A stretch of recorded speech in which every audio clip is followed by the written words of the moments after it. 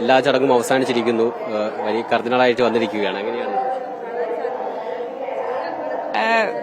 സന്തോഷത്തോടെ തന്നെ, അതുപോലെ അഭിമാനത്തോടെ തന്നെ ഓർക്കുന്നു. ഞങ്ങളെ സംബന്ധിച്ച് കിട്ടാവുന്ന ഏറ്റവും വലിയൊരു ഗിഫ്റ്റാണിത്. സന്തോഷം.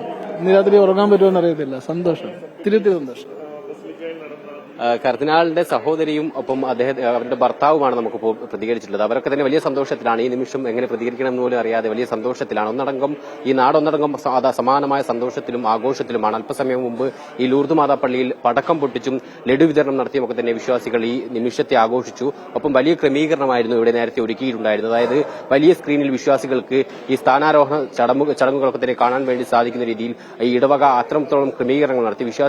ഈ ഇടവകയിലെ വിശ്വാസികളൊക്കെ തന്നെ ഈ പള്ളിയിലേക്ക് എത്തുകയും തുടർന്ന് ഇവിടെ നിന്നാണ് ഈ സ്ഥാനാരോഹണ ചടങ്ങുകൾ കണ്ടത്. ഒപ്പം ബന്ധുക്കളും എത്തി. അതായത് കർദിനാളിന്റെ സഹോദരിയായ ലിറ്റി, അവരുടെ ഭർത്താവ്, ഒപ്പം മറ്റ് ബന്ധുക്കളൊക്കെ തന്നെ ഇവിടെ എത്തിയിട്ടാണ് ഈ ചടങ്ങുകൾ കണ്ടത് എന്നുള്ളതാണ്. വലിയ സ്ക്രീനിൽ കാണാൻ സാധിച്ച സന്തോഷവും ഒക്കെ തന്നെ അവരും പങ്കുവെക്കുകയുണ്ടായി. ഒപ്പം നിരവധി വിശ്വാസികൾ, അതായത് ചങ്ങനാശ്ശേരിയെ സംബന്ധിച്ചിടത്തോളം ഇത് ഒരു ഇടവകയുടേത് മാത്രമല്ല, മറിച്ച് ചങ്ങനാശ്ശേരിയിൽ തന്നെ മൂന്നാമത്തെ കർദിനാളാണ്. അതുകൊണ്ട് തന്നെ ആ രീതിയിലുള്ള ഒരു ആഘോഷം, അല്ലെങ്കിൽ ആ രീതിയിലുള്ള ഒരു അഭിമാന നിമിഷമായാണ് ഈ നാട്ടുകാരൊക്കെ ഈ നിമിഷത്തെ കണ്ടത്.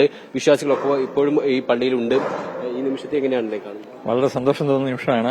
ഞങ്ങൾക്ക് ഒരു കർദിനാളിനെ കിട്ടുകയെന്ന് വെച്ചാൽ ഇതിപ്പോൾ സന്തോഷമില്ല. ഞങ്ങൾ ഒത്തിരി സന്തോഷത്തോടെ എല്ലാ കർമ്മങ്ങളിലെ പുള്ളിയെ മെത്രാഭിഷേകത്തിനും ഇപ്പം ഞങ്ങൾ നിലവിൽ ഇപ്പോൾ കണ്ട കർദിനാളിനും സന്തോഷത്തോടെ എല്ലാം പങ്കുവയ്ക്കുന്നു. ആ സന്തോഷം ഞങ്ങൾ എല്ലാവരിലേക്ക് പകരുകയും ചെയ്യുന്നു. എല്ലാവർക്കും പ്രാർത്ഥനകൾ നേർന്നുകൊണ്ട്. മൂന്നാമത്തെ കർദിനാളാണ് ചങ്ങനാശ്ശേരി മൂന്നാമത്തെ കർദിനാളാണ്.